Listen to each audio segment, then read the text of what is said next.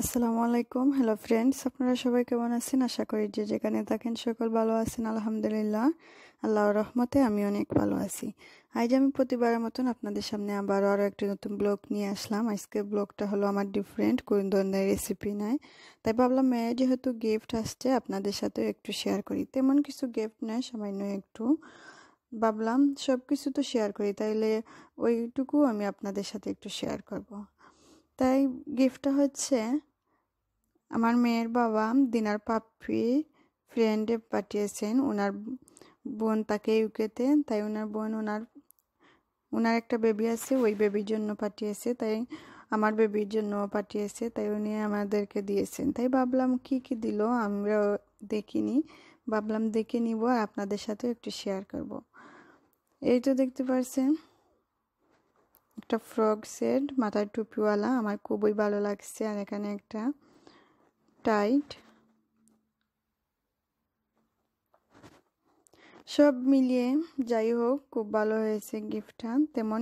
তেমন কিছু নয়, হয়তো আপনাদের কাছে পছন্দ নাও হতে পারে। পছন্দ তো বড় নয়, বড় হচ্ছে যাই হোক আমার মেয়ের গিফটটা যে এসেছে এর জন্য ভাবলাম আপনাদের সাথে একটু শেয়ার করে নিই।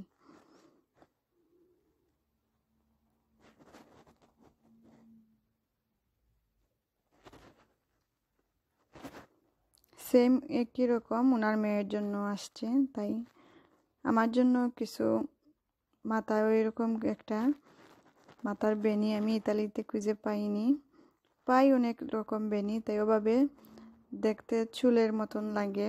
যখন মাথার কুপাটা বাঁধা হয় তখন চুল মনে হয়, তাই ভাবলাম ওইটা অনেক খুঁজছি পাইনি। তো উনি আমাকে বললেন আমার তো বোনে ওই ধরনের আনছে, তাই আমি তোকে দিলাম। উনি আমাকে একটা বেনিও দিলেন। তাই ভাবলাম সব কিছু আপনাদের সাথে শেয়ার করি। দিনার পাপ্পির জন্য কিছু গেঞ্জিও গিফট করছেন।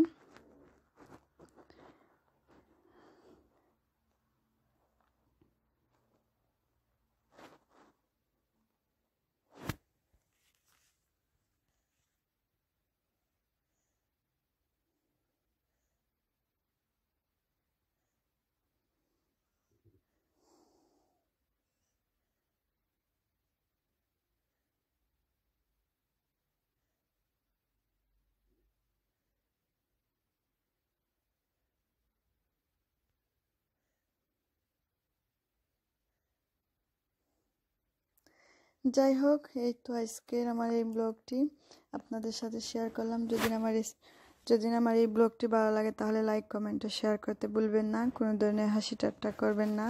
তাই ভাবলাম এর জন্য যেহেতু গিফট আসছে আপনাদের সাথেও একটু শেয়ার করি। আজ এ পর্যন্তই, আপনারা সবাই ভালো থাকবেন। আগামীতে আবারও কোনো রেসিপি বা ব্লগ নিয়ে শেয়ার করব। ততক্ষণে আপনারা ভালো থাকবেন। আল্লাহ হাফেজ।